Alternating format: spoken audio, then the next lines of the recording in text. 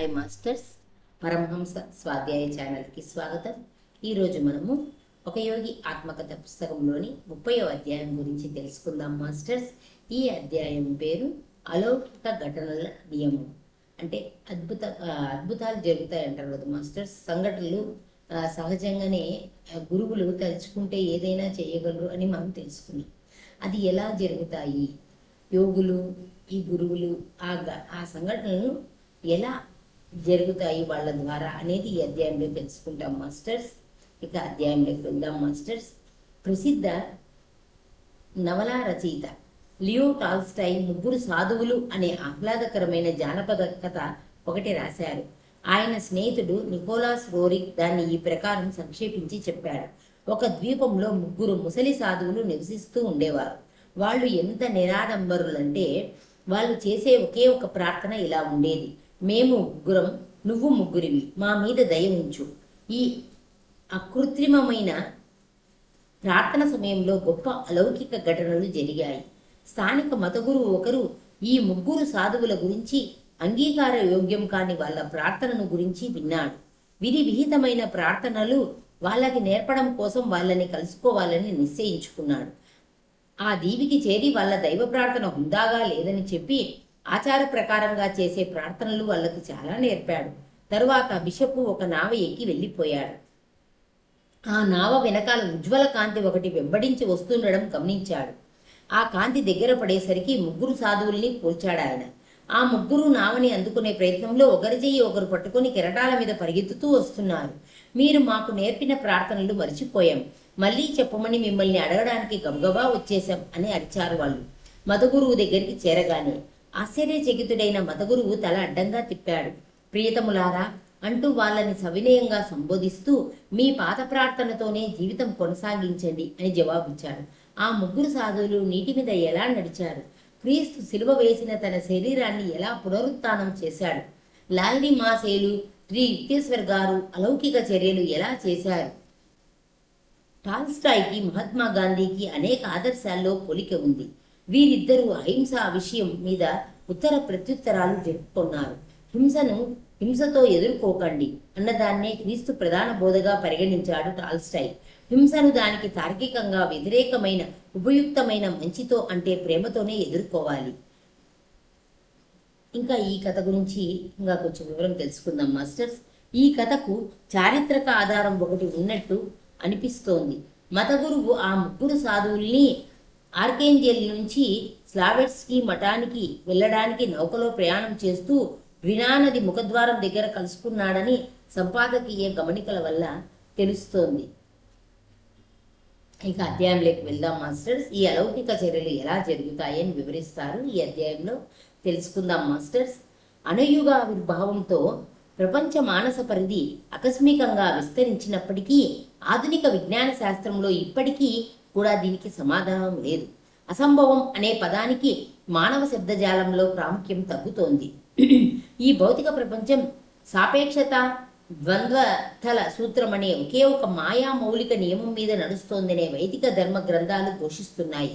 ఒకే ఒక జీవుడైన భగవంతుడు కేవల అద్వితీయుడు. సృష్టిలో వేరుగాను నానా రూపాలలోనూ ప్రత్యక్షం కావడానికి ఆయన మిథ్యావరణాన్ని లేదా అవాస్తవమైన ముసుగును ధరిస్తాడు. భ్రాంతిజనకమైన ఈ ద్వంద్వత ఆవరణమే మాయ. ఆధునిక కాలంలోని గొప్ప వైజ్ఞానిక ఆవిష్కరణలు అనేకం సనాతన ఋషుల ఈ సులభ ప్రకటనను ధృవపరిచాయి. న్యూటన్ గమన నియమం మాయ తాలూకు నియమమే. ప్రతి ఒక్క చర్యకు సమానము విరుద్ధము అయిన ప్రతిచర్య ఎప్పుడూ ఉంటుంది. ఏ రెండు వస్తువుల పరస్పర చర్యలైనా ఎప్పుడూ సమానంగా ఒకదానికొకటి వ్యతిరేక దిశలో సాగుతుంటాయి. ఈ ప్రకారంగా చర్య ప్రతిచర్య సరిగ్గా సమానంగా ఉంటాయి. ఒకే ఒక బలం ఉండడం అసంభవం.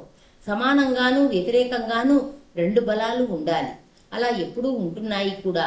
ప్రాతిపదికలైన ప్రాకృతిక కార్యకలాపాలు అవి మాయలోంచి పుట్టినవేనన్న సంగతిని బయలుపరుస్తున్నాయి. ఉదాహరణకు విద్యుత్తు ఆకర్షణ వికర్షణల దృగ్విషయం, దాని ఎలక్ట్రాన్లు ప్రోటాన్లు, పరస్పర విరుద్ధమైన విద్యుత్ శక్తులు. మరో ఉదాహరణ భౌతిక పదార్థంలో పరమ సూక్ష్మ కణమైన పరమాణువు భూమి మాదిరిదే ధన రుణ ధృవాలు గల అయస్కాంతం. ఈ భౌతిక ప్రపంచం యావత్తూ ధృవత్వ నిరంకుశాధికారానికి లోబడి ఉన్నది. భౌతిక శాస్త్రానికి కానీ, రసాయన శాస్త్రానికి కానీ, మరే శాస్త్రానికి కానీ సంబంధించిన ఏ నియమము స్వతసిద్ధమైన వ్యతిరేక సూత్రాలు లేదా విరుద్ధ సూత్రాలు లేకుండా లేదు. అటువంటప్పుడు భౌతిక శాస్త్రం సృష్టికి స్వరూపము, నిర్మాణము అయిన మాయకు అతీతంగా నియమాలు రూపొందించలేదు. ప్రకృతే మాయ. కాబట్టి ప్రకృతి శాస్త్రం దాని అనివార్య సహజ గుణంతో వ్యవహరించక తప్పదు. దాని పరిధిలో అది శాశ్వతము, అక్షయము. భవిష్యత్ విజ్ఞాన శాస్త్రవేత్తలు అసంఖ్యాకమైన దాని వివిధాకృతుల్లో ఏదో ఒక దాన్ని అన్వేషించడానికి మించి మరేమీ చెయ్యలేరు.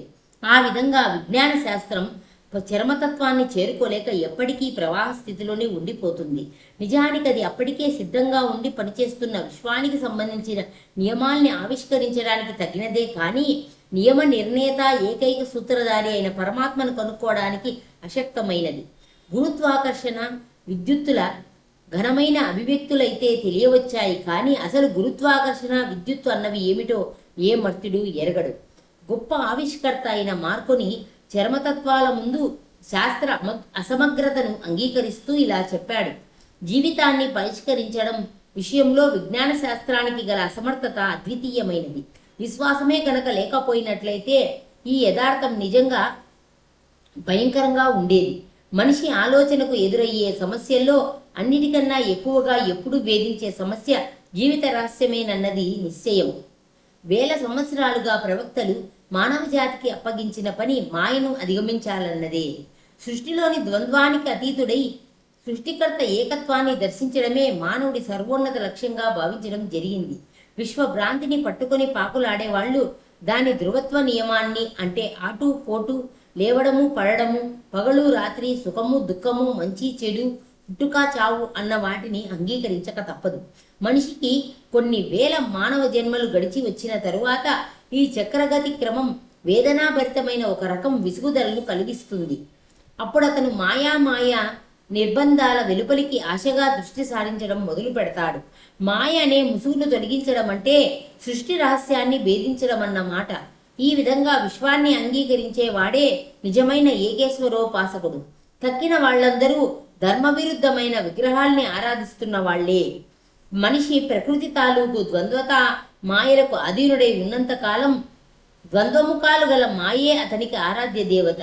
ఏకైక సత్యదైవాన్ని అతను తెలుసుకోలేడు. మాయ అనే ప్రపంచ భ్రాంతి మనుషుల్లో అవిద్యగా పొడచూపుతుంది. అవిద్య అంటే జ్ఞానం కానిది, అజ్ఞానం మాయ.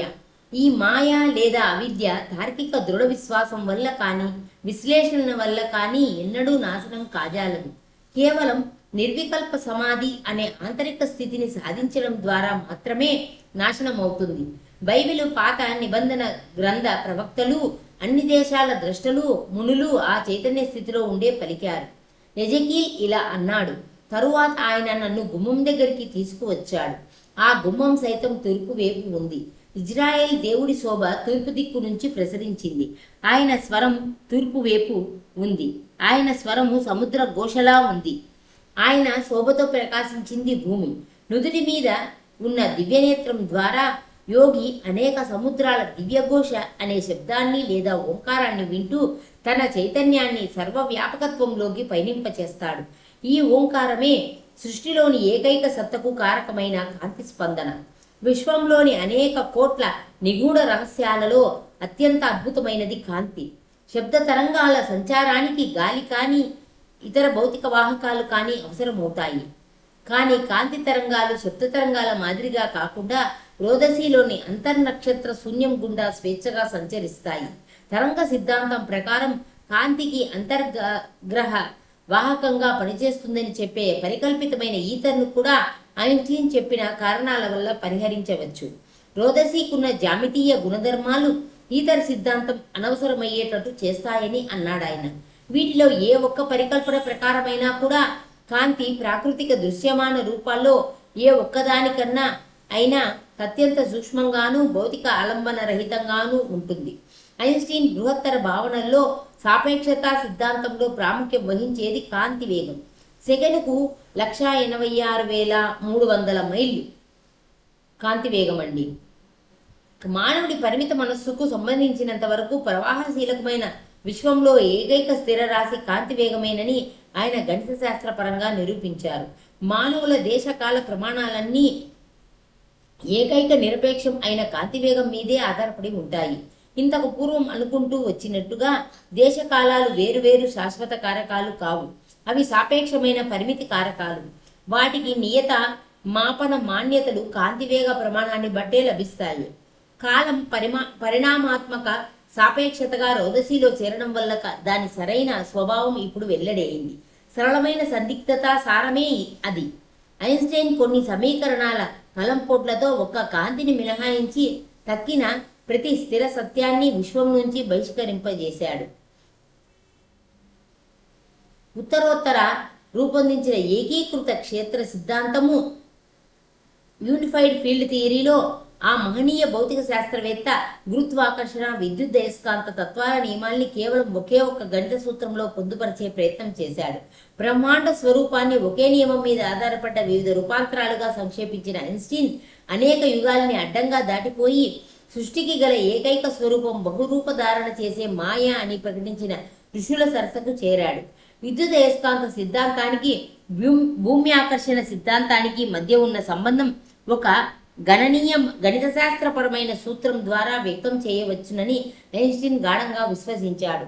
ఈ పుస్తకం రాసే సమయానికి ఆ సూత్రం సాధించడంలో నిమగ్నమై ఉన్నాడు.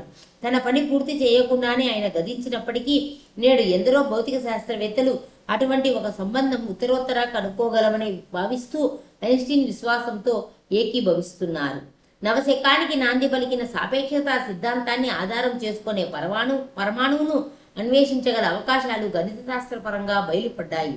అణువు అనేది శక్తే కానీ పదార్థం కాదని చెప్పడమే కాక ఆ అణుశక్తి మూలతః మనోద్రవ్యమని ఈనాడు గొప్ప గొప్ప శాస్త్రవేత్తలు ధైర్యంగా నొక్కి చెబుతున్నారు. భౌతిక శాస్త్రం ఛాయాలోకానికి సంబంధించినదన్న యథార్థమైన గ్రహింపు అత్యంత గణనీయంగా పేర్కోదగ్గ అభివృద్ధులలో ఒకటి అని రాశాడు sir Arthur Stanley Eddington the nature of the physical world అనే గ్రంథంలో. భౌతిక శాస్త్ర ప్రపంచంలో మనం పరిచిత జీవిత నాటకం తాలూకు ఛాయాచిత్ర ప్రదర్శనను గమనిస్తాం. ఛాయారూపమైన నా చేతి ముడుసు ఛాయారూపమైన టేబుల్ మీద ఆనుకొని ఉండగా ఛాయారూపమైన సిర ఛాయారూపమైన కాగితం మీద ప్రవహిస్తూ ఉంటుంది. ఇదంతా ప్రతీకాత్మకం. ప్రతీకగానే విడిచిపెడతాడు దాన్ని భౌతిక శాస్త్రజ్ఞుడు. తరువాత వస్తాడు మనస్సు అనే రసవాది. ఈ ప్రతీకల్ని అతను రూపాంతరణ చేస్తాడు. చివరికి స్థూలంగా చెప్పాలంటే ప్రపంచ మూలద్రవ్యం మనోద్రవ్యమే. ఇటీవల ఎలక్ట్రాన్ మైక్రోస్కోప్ రూపొందించిన మీదట అణువులకు సారభూతమైన కాంతికి ప్రకృతికి అనివార్యమైన ద్వంద్వతకు నిశ్చితమైన నిదర్శనం లభించింది.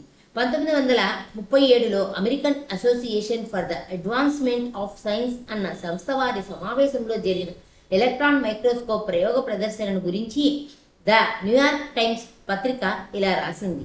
ఇంతవరకు పరోక్షంగా ఎక్స్రేలనే కిరణాల ద్వారా మాత్రమే తెలిసిన టంగ్స్టన్ స్ఫటికాకృతి ఒక ఫ్లోరసెంట్ స్క్రీన్ మీద స్ఫుటంగా నిలిచింది. ఘనాకారం గల అంతర్జాలకంలో 9 అణువులు వాటి సరైన స్థానాల్లో ఉన్నాయి. అంటే ఒక్కొక్క మూల ఒక్కొక్క అణువు చొప్పున మధ్య ఒకటి. టంగ్స్టన్ స్ఫటిక జాలకంలోని అణువులు వెలుతురు తెర మీద జామితీయమైన నమూనాలు అమర్చిన కాంతి బిందువులుగా పొడగట్టాయి.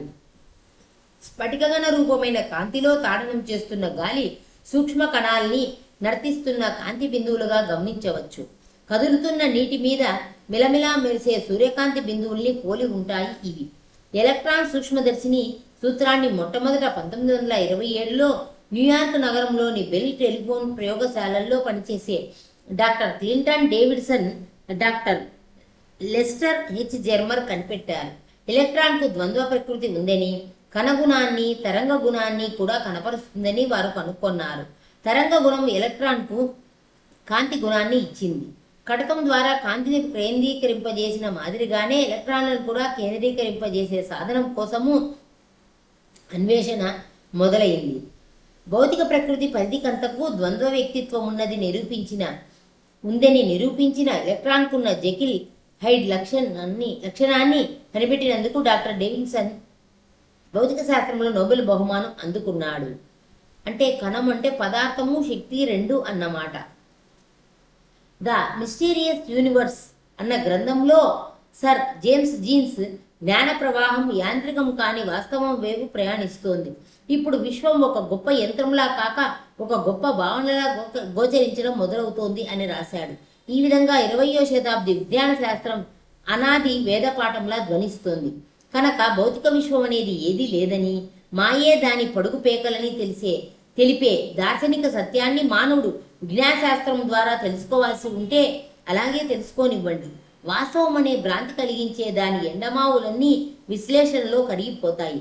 తనకు భరోసా ఇచ్చే భౌతిక జగత్పరమైన ఆధారాలు ఒకదాని తర్వాత ఒకటిగా తన కింద కుప్పగూలిపోతూ ఉంటే మానవుడు తన విగ్రహారాధక ఆలంబనను, అంటే నేను తప్ప మరే దేవుళ్ళు నీకు ఉండకూడదు అన్న దైవాజ్ఞను తాను ఉల్లంఘించానన్న విషయాన్ని అస్పష్టంగా గ్రహిస్తాడు. ద్రవ్యరాశికి శక్తికి గల సమానత్వాన్ని తన ప్రఖ్యాత సమీకరణంలో సమీక్షిస్తూ ఐన్స్టీన్ పదార్థంలోని ఏ ఒక్క కణంలోని శక్తి అయినా దాని ద్రవ్యరాశిని, అంటే బరువును, కాంతివేగ వర్గంతో గుణిస్తే వచ్చే ఫలితానికి సమానమని నిరూపించాడు. పదార్థ కణాల నాశనం ద్వారానే అణుశక్తుల్ని విడుదల చేయడం జరిగింది. పదార్థం మృతి అనుయుగానికి జన్మనిచ్చింది. కాంతివేగం గణిత శాస్త్రీయమైన ఒక ప్రమాణం లేదా స్థిరరాశి కావడానికి కారణం సెకనుకు 186,300 మైళ్ళ వేగంలో నిరపేక్షమైన విలువ ఒకటి ఉందని కాదు.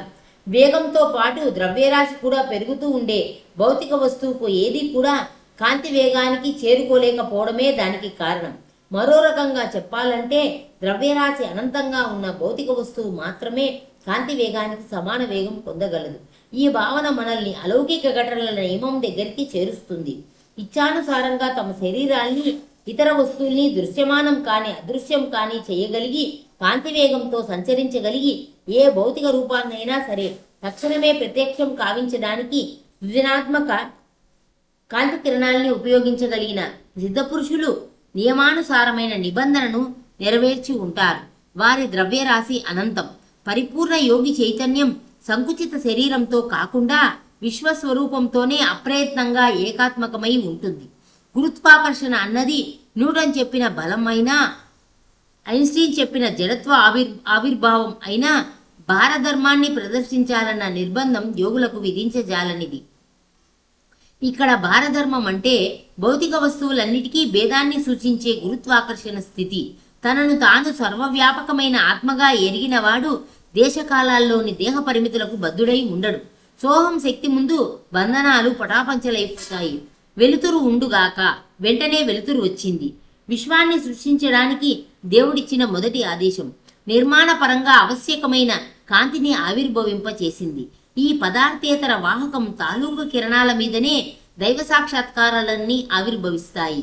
దేవుడు జ్వాలగాను కాంతిగాను సాక్షాత్కరిస్తాడన్న విషయాన్ని ప్రతి యుగంలోని భక్తులు ధృవపరుస్తారు. ఆయన కళ్ళు అగ్నిజ్వాలల మాదిరిగా ఉన్నాయి అంటాడు సెయింట్ జాన్. అంతేకాకుండా ఆయన ముఖాకృతి ప్రచండ భానుతేజంలా ఉంది. పూర్ణ ధ్యానం ద్వారా తన చైతన్యాన్ని సృష్టికర్తలో లయం చేసిన యోగి జగత్సారాన్ని కాంతిగా దర్శిస్తాడు. అతని దృష్టిలో జలకల్పన కారకమైన కాంతి కిరణాలకి, భూకల్పన కారకమైన కాంతి కిరణాలకి భేదం ఉండదు. పదార్థ స్పృహ నుంచి, దేశం తాలూకు 3 పరిమాణాల నుంచి 4వ పరిమాణమైన కాలం నుంచి విముక్తుడైన యోగి తన కాంతిరూప దేహాన్ని భూమి, నీరు, అగ్ని, వాయువుల కాంతి కిరణాల మీదుగా గాని వాటి గుండా గాని సమాన సౌలభ్యంతో మరో చోటికి బదిలీ చేస్తాడు. కాబట్టి నీది ఒక్కటే కన్ను అయినట్లయితే నీ దేహమంతా కాంతితో నిండి ఉంటుంది. ముక్తిప్రదమైన దివ్యచక్షు మీద దీర్ఘకాలం నిలిపిన ఏకాగ్రత పదార్థానికి, దాని గురుత్వాకర్షణ భారానికి సంబంధించిన భ్రాంతులన్నిటినీ యోగి నశింపజేసినట్లు చేస్తుంది. విశ్వాన్ని అతను ఈశ్వరుడు సృష్టించినట్టే మూలతః అభేదమైన కాంతిపుంజంలాగే చూస్తాడు. దృశాబింబాలు మామూలు హాఫ్టోన్ చికిలిపని చిత్రాలు రూపొందే సూత్రం మీదే ఏర్పడతాయి. అంటే కంటికి కనిపించనంత చాలా చిన్న చిన్న చుక్కలతో ఏర్పడతాయి. నేత్రపటలం సూక్ష్మగ్రాహ్యత ఎంత గొప్పదంటే సరైన తీరు కాంతిని అతి స్వల్ప పరిమాణాల్లో ఉపయోగించుకొని దర్శనం సంవేదనను కలిగిస్తుంది అంటాడు హార్వర్డ్ విశ్వవిద్యాలయంలో పనిచేసే డాక్టర్ ఎల్టీ ట్రోలాండ్. సృష్టి సారాన్ని కాంతిగా అనుభూతం చేసుకున్న ఏ వ్యక్తికైనా సరే అలౌకిక ఘటనల నియమం పనిచేస్తుంది.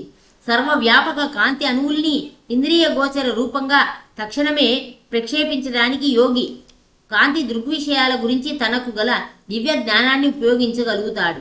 ప్రక్షేపణ వాస్తవ రూపం ఒక చెట్టు, ఒక మందు, ఒక మానవ దేహం ఏదైనా సరే యోగి అభిలాషను బట్టి, అతని సంకల్ప శక్తిని బట్టి, మానస దర్శన శక్తిని బట్టి నిర్ణయం అవుతుంది. రాత్రివేళ మనిషి స్వప్నచేతన స్థితిలోకి ప్రవేశించి పగటిపూట తన చుట్టూ ఆవరించి ఉండే అహంభావపరమైన తప్పుడు పరిమితుల నుంచి తప్పించుకుపోతాడు. నిద్రలో అతని మనసుకున్న సర్వశక్తిమత్వం ఎప్పటికీ పునరావర్తనమయ్యే విధంగా ప్రదర్శితమవుతూ ఉంటుంది. కలలో ఏనాడో చనిపోయిన అతని స్నేహితులు, బహుదూరపు ఖండాలు, చిన్ననాటి పునరుత్థిత దృశ్యాలు అన్నీ ఔపిస్తాయి. మనుషులందరూ కొన్ని కలల్లో స్వల్పకాలం అనుభవించే పరిమితులు లేని స్వేచ్ఛాయుత చైతన్యం దైవానుసంధానంలో ఉన్న యోగుల నిత్య మనఃస్థితి. దేశకాలాలకు అధిపతి అయి వ్యక్తిగత ఉద్దేశాలేవీ పెట్టుకోకుండా సృష్టికర్త తనకు ప్రసాదించిన సృజనాత్మక ఇచ్ఛాశక్తిని ఉపయోగించుకుంటూ యోగి భక్తుడు చిత్తశుద్ధితో చేసిన ఏ ప్రార్థనైనా సరే ఫలింపజేయడానికి విశ్వంలోని కాంతి అణువుల్ని పునర్వ్యవస్థితం చేస్తాడు. మానవుని మన రూపంలో, మన లక్షణాలతో తయారు చేద్దాం. సముద్రంలో ఉన్న చేపల మీద, గాలిలో పక్షుల మీద, పశువుల మీద, సమస్త భూమి మీద, నేల మీద పాకే ప్రతి జీవి మీద వాళ్లకు అధికారం ఇద్దాం అనుకున్నాడు దేవుడు. ఈ ప్రయోజనం కోసమే మనిషిని సృష్టిని చేయడం జరిగింది. ఈ విశ్వం మీద తన ఆధిపత్యాన్ని తెలుసుకొని మాయకు అధికారిగా అతడు పెరగాలని. 1915 సంవత్సరంలో నేను సన్యాసం తీసుకున్న కొద్ది కాలం తరువాత ఒక చిత్రమైన దర్శనం కలిగింది. దాని ద్వారా నాకు చైతన్యంలోని సాపేక్షతల అవగాహన కలిగింది. శాశ్వత కాంతి ఏకత్వాన్ని స్పష్టంగా చూడగలిగాను. ఒకనాడు పొద్దున గడ్పార్ రోడ్డులో ఉన్న నాన్నగారి ఇంట్లో నా చిన్న అటక గదిలో కూర్చొని ఉండగా నాకు ఈ దర్శనం కలిగింది. అప్పటికి కొన్ని నెలలుగా మొదటి ప్రపంచ యుద్ధం యూరోప్లో చెలరేగుతూ ఉంది. అధిక సంఖ్యలో సంభవిస్తున్న మరణాల గురించి నేను దిగులుగా ఆలోచిస్తూ ఉన్నాను. నేను ధ్యానంలో కళ్ళు మూసేసుకునేసరికి నా చైతన్యం హఠాత్తుగా ఒక యుద్ధనౌక మీద ఆధిపత్యం వహించి ఉన్న ఒక కెప్టెన్ శరీరంలోకి బదిలీ అయ్యింది. అటు ఒడ్డున ఉన్న ఫిరంగులు, ఇటు ఓడ ఫిరంగులు ఒకదాని మీద ఒకటి కాల్పులు జరుపుతూ ఉండగా ఆకాశం దద్దరిల్లిపోతోంది. ఒక పెద్ద ఫిరంగి గుండు వచ్చి మా మందుగుండు కొట్టుకు తగిలి నా ఓడను బద్దలు చేసింది. ఈ పేరులో బతికిన కొద్దిమంది నావికులతో పాటు నేను కూడా నీళ్ళలోకి దూకాను. గుండె దడదడలాడుతూ ఉండగా నేను సురక్షితంగా ఒడ్డుకు చేరాను. కానీ దురదృష్టం, ఎదురుపాటుగా వచ్చి పడ్డ గుండు ఒకటి నా ఛాతీలోకి దూసుకుపోయింది. నేను మూలుగుతూ నేల మీద పడ్డాను. నా శరీరం అంతా పక్షవాతం వచ్చినట్టుగా అయ్యింది. అయినా తిమ్మిరెక్కిన కాళ్ళు తెలుస్తూనే ఉన్నట్టుగా నాకు శరీరం మీద స్పృహ తెలుస్తూనే ఉంది. చివరికి మృత్యుదేవత రహస్య పద విన్యాసం నన్ను అందుకుంది అనుకున్నాను. కడపడి నిట్టూర్పుతో నేను అచేతన స్థితిలోకి జారిపోతూ ఉండగా ఆశ్చర్యం, నేను గడ్పార్ రోడ్డులోని ఇంటి గదిలో పద్మాసనంలో కూర్చొని ఉన్నానని గమనించాను. ఛాతీలో తుపాకీ గుండు లేని శరీరాన్ని తిరిగి పొందినందుకు నేను ఆనందభరితున్నై దాన్ని చేతులతో తట్టి గిల్లి చూసుకుంటూ ఉంటే నా కళ్ళల్లో నుంచి ఆనంద బాష్పాలు ధారగా ప్రసవించాయి. నేను బతికే ఉన్నానని రూఢి చేసుకోవడానికి ముందుకు వెనక్కు ఉయ్యాల ఊగాను. ఊపిరి పీలుస్తూ విడుస్తూ చూసుకున్నాను. నన్ను నేను ఇలా అభినందించుకుంటూ ఉండగా నా చైతన్యం మళ్లీ రక్తసిక్తమైన సముద్ర తటాన పడి ఉన్న కెప్టెన్ శవంలోకి బదిలీ అయిపోయింది. అంతా గందరగోళమైపోయింది నా మనస్సు. ప్రభు, నేను చనిపోయానా బతుకున్నానా అంటూ ప్రార్థించాను. కళ్ళు మిరుమిట్లు గొలిపే మహోజ్వల కాంతి ఒకటి క్షితిజమంతటా నిండింది. మృదువైన మర్మర ధ్వని ప్రకంపన ఒకటి మాటలుగా మారింది. బతుక్కైనా చావుకైనా కాంతితో ప్రమేయం ఏమిటి? నా కాంతి బింబంతో నిన్ను సృష్టించాను. చావు పుట్టుకల సాపేక్షతలు విశ్వ స్వప్నానికి చెందినవి. నీ స్వప్నాతీత సత్తను దర్శించు. మేలుకో నాయనా, మేలుకో అని వినిపించింది. మానవుడి జాగృతిలో మెట్లుగా ఈశ్వరుడు తన సృష్టిలోని రహస్యాల్ని సరైన సమయంలో సరైన చోట ఆవిష్కరించడానికి విజ్ఞాన శాస్త్రవేత్తల్ని ఉత్తేజపరుస్తూ ఉంటాడు.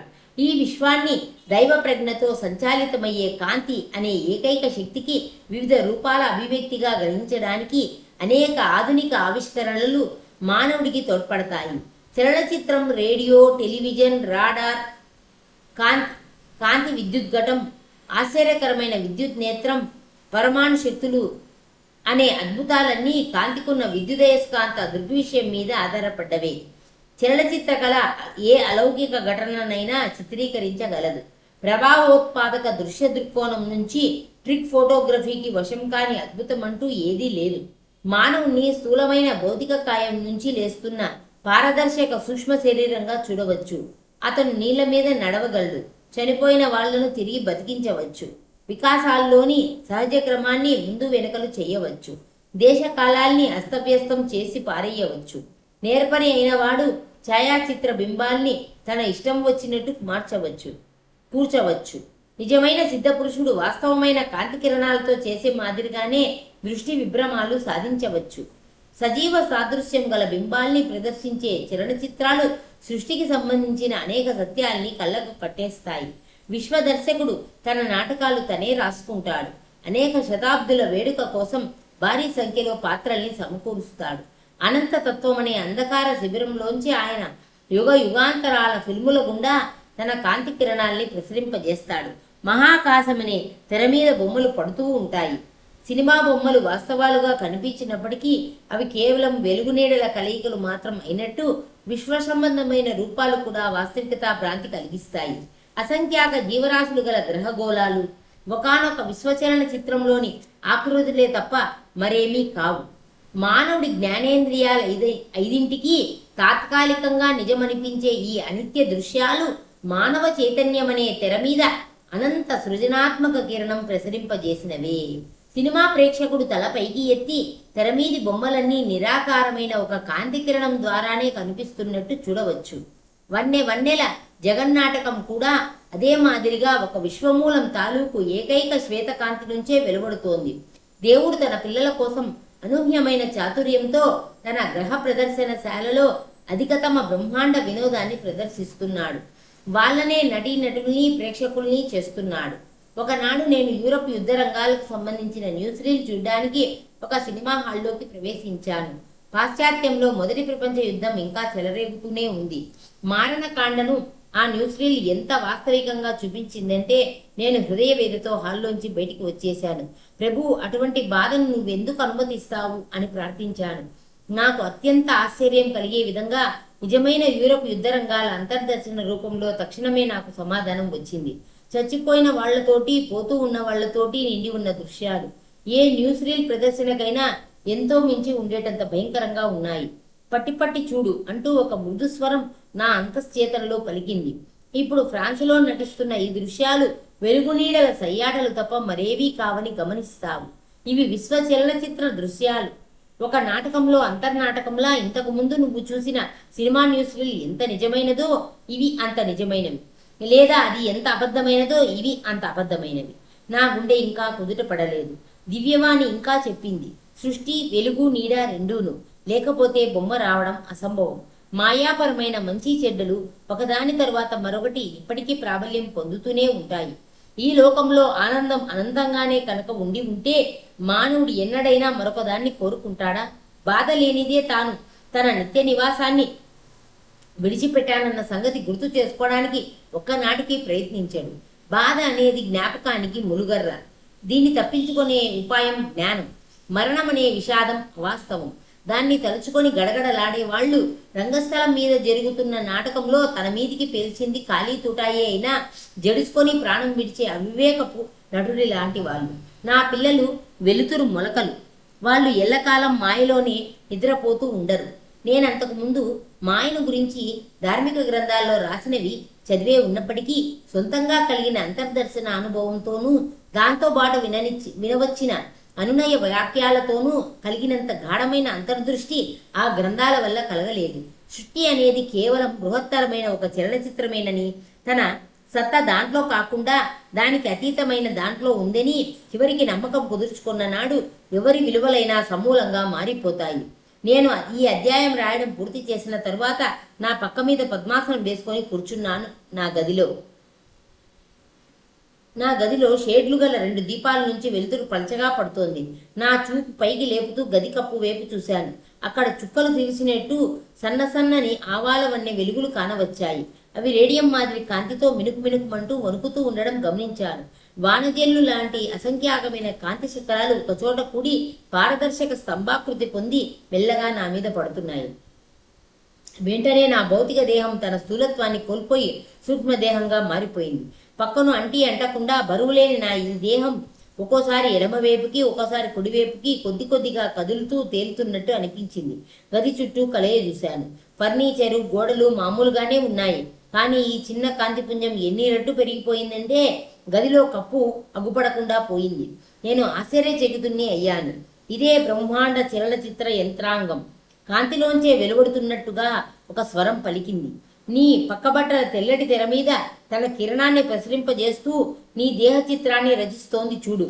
నీ రూపం కాంతి తప్ప మరేం కాదు. నేను నా చేతుల వైపు చూసుకొని ముందుకు వెనక్కు ఆడించాను.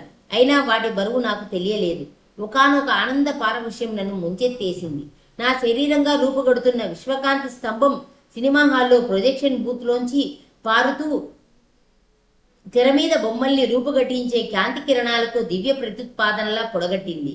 నా శరీర చలనచిత్రానుభవం మసక వెలుతురు గల ప్రదర్శనశాల వంటి నా పడగదిలో చాలాసేపు పొందాను. అంతకు పూర్వం నాకు అనేక అంతర్దర్శనాలు కలక్కపోలేదు. కానీ ఇది వాటన్నిటికన్నా విశిష్టమైనది. స్థూల శరీర భ్రాంతి పూర్తిగా తొలగిపోవడంతోనూ సమస్త వస్తువుల సత్వము కాంతేనన్న అనుభూతి గాఢం కావడంతోనూ నేను పైకి స్పందనశీలమైన ప్రాణాణువుల ప్రవాహం వైపు చూసి, దివ్యజ్యోతి, నా ఈ వినమ్ర చిత్రాన్ని దయచేసి నీలో కలిపేసుకో. ఎలీజాని జ్వాలారథంలో స్వర్గానికి తీసుకుపోయినట్టు అని వినయపూర్వకంగా అన్నాను. ఈ ప్రార్థన ఎవరినైనా ఆశ్చర్యచకితుల్ని చేస్తుందన్నది స్పష్టం. కిరణం అదృశ్యమైంది. నా శరీరానికి మళ్లీ మామూలు బరువు వచ్చి పక్కలో కూలబడింది. మిరుమిట్లు గొలిపే గదికప్పునున్న దీప సమూహాలు అల్లల్లాడి ఆరిపోయాయి. బహుశా నేను ఈ లోకాన్ని విడిచిపెట్టి వెళ్లే సమయం ఇంకా ఆసన్నం కానట్టుంది. పైగా నా అహంకారానికి ఎలిజాకి రవ్వంత కోపం కూడా రావచ్చు అనుకున్నాను తాత్విక దృష్టితో. ఇంకా ఈ అలౌకిక ఘటనల గురించి ఇంకా కొంచెం వివరించారు మాస్టర్స్. ఈ అధ్యాయంలో తెలుసుకుందాము. అలౌకిక ఘటన అనేది సామాన్యంగా నియమరహితంగా గాని నియమానికి అతీతంగా గాని వచ్చే ఫలితంగా లేదా జరిగే ఘటనగా భావిస్తారు.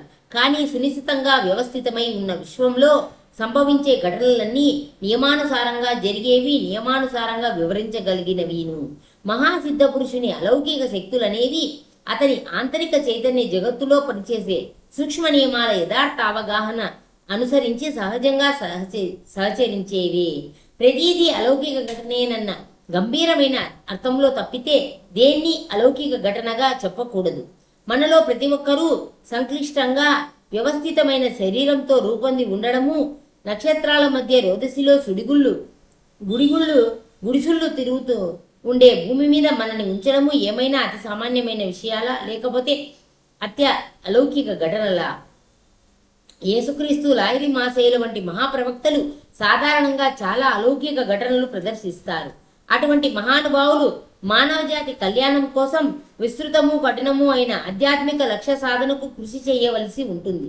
కష్టాల్లో ఉన్న వారికి అలౌకిక శక్తితో సాయపడడం దాంట్లో ఒక భాగంగా కనిపిస్తుంది. కుదర్చడానికి వీలు కాని జబ్బులకు, పరిష్కరించడానికి వీలు కాని మానవ సమస్యలకు దైవాజ్ఞలు అక్కరపడతాయి. కపెర్నహూంలో ఒక పెద్ద మనిషి చావు బతుకుల్లో ఉన్న తన కొడుక్కి నయం చేయమని కోరినప్పుడు యేసుక్రీస్తు ఇలా అన్నాడు: మీరు సూచక క్రియలను అద్భుతాలను చూస్తే కానీ నమ్మరు అని తర్వాత అన్నాడు: నీ దారిన నువ్వు వెళ్ళు, నీ కొడుకు బతుకుతాడు. ఈ అధ్యాయంలో నేను భౌతిక లోకాలకు ఆధారభూతమైన భ్రాంతిజనక ఇంద్రజాల శక్తి అయిన మాయకు వేదాల్లో ఇచ్చిన వ్యాఖ్యను వివరించాను. అణుపదార్థంలో అసత్తు అనే ఇంద్రజాలం వ్యాపించి ఉంటుందని పాశ్చాత్య విజ్ఞాన శాస్త్రం ఇప్పటికే కనిపెట్టింది. అయితే ప్రకృతి మటుకే కాకుండా మనిషి కూడా మాయకు లోబడి ఉంటాడు. అంటే సాపేక్షత సిద్ధాంతం, పరస్పర వైద్యం, ద్వంద్వత, విలోమం, వ్యతిరేక స్థితులు అన్న వాటికి లోబడి ఉంటాడు. మాయను గురించిన సత్యం ఋషులొక్కరికే అర్థమైందని ఊహించుకోకూడదు. బైబిలు పాత నిబంధన గ్రంథం ప్రవక్తలు మాయను సాతాను అన్న పేరుతో వ్యవహరించారు. గ్రీకు టెస్టమెంట్లో సాతానుకు సమానార్థకంగా డైబోలస్ లేదా డెవిల్ అన్న పదం వాడారు. సాతాను లేదా మాయ ఒకే ఒక నిరాకార సత్యాన్ని మరుగుపరచడానికి అనేక రూపాలు కల్పించే బ్రహ్మాండ ఇంద్రజాలికుడు. భగవంతుడి ప్రణాళికలోనూ ఆటలోనూ సాతాను లేదా మాయకున్న ఒకే ఒక ప్రయోజనం మానవుణ్ణి పరమాత్మ నుంచి పదార్థానికి, సత్తు నుంచి అసత్తుకు మళ్లించడానికి ప్రయత్నించడం. మాయను క్రీస్తు దయ్యమని, హంతకుడని, అబద్ధాల కోరు అని కళ్ళ కట్టించే విధంగా వర్ణిస్తాడు. దయ్యం ఆది నుంచి హంతకుడే. అతని నివాసంలో సత్యం లేదు. అతని నివాసం సత్యంలో లేదు. అతనిలో సత్యం లేకపోవడమే దానికి కారణం. అతను ఏదైనా అబద్ధం చెబితే తనంతట తానే చెబుతాడు. ఎంచేతంటే అతను అబద్ధాల కోరు. అతనే దాన్ని కల్పిస్తాడు. అని బైబిల్లో రాసి ఉంది. దయ్యం ఆది నుంచి పాపం చేస్తూనే ఉన్నాడు. ఈ కారణంగా దేవుడి కుమారుడి ఆవిర్భావం జరిగింది. అతడు దయ్యం చేసే పనులు నాశనం చేయడానికి. అంటే స్వయంగా మానవుడి సత్తలోనే ఉన్న కూటస్థ చైతన్యం అంటే క్రీస్తు చైతన్యం ఆవిర్భావం భ్రాంతుల్ని లేదా దయ్యం పనుల్ని అలవోకగానే నాశనం చేస్తుంది. మాయ ఆది నుంచి ఉండడానికి కారణం భౌతిక ప్రపంచాల్లో అది నిర్మాణాత్మకంగా అంతర్గతమై ఉండడమే. ఇవి ఎప్పటికీ మార్పుకు లోనవుతూనే ఉంటాయి. ఈ పరివర్తనశీలత దైవ పరివర్తన రాహిత్యానికి విరుద్ధమైనది. అంటే మనుషులు మాయకు లోబడి ఉంటారు అని చెప్తున్నారు మాస్టర్స్. అంటే ఈ మాయను మానవుడు జయించాలి. ఈ యోగం ద్వారా, ఈ ధ్యానము అనే సహజావబోధన ప్రక్రియల ద్వారా మనము మాయను జయించి ఈ ద్వంద్వాల నుంచి బయటపడి మనము పరమాత్మను తెలుసుకోవాలి. మనము ఆ పరమాత్మ నుంచే వచ్చాము, ఆ పరమాత్మను చేరుకోవాలి అని తెలుసుకొని వాళ్ళని ఇది మాయ అనేది సృష్టించబడింది అని చెప్తున్నారు మాస్టర్స్. 30వ అధ్యాయం పూర్తయింది మాస్టర్స్. Thank you masters.